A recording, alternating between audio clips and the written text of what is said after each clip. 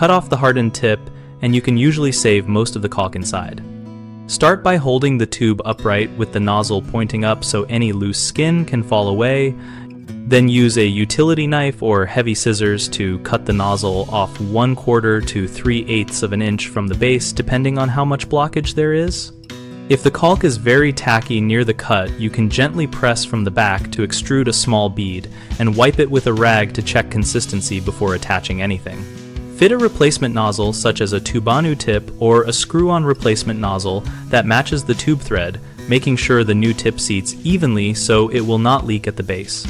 For tubes without compatible threads, you can stretch a short length of heavy-duty tubing over the cut end and tape it tight with waterproof tape to form a temporary nozzle. After each use, push a nail or a piece of stiff wire through the new nozzle to prevent reblocking, and wipe the tip clean before capping. Store the tube standing on its cap in a cool, dry place, and consider transferring the remaining material into a caulk saver or an empty sausage packer if you expect long-term storage.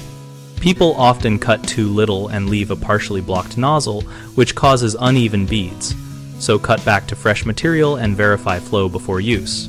Another common mistake is forcing a mismatched screw-on nozzle, which will leak at the joint, so use a short sleeve of tubing and tape for a snug transition, or buy the correct replacement nozzle size. A third issue is failing to clear the tip after use, then sealing it poorly, so always push a wire through, wipe the tip, and cap with a fitted cap or a caulk saver to keep air out. We run bighomeprojects.com, where we help homeowners find local contractors and help contractors find work by posting jobs and profiles tailored to home projects.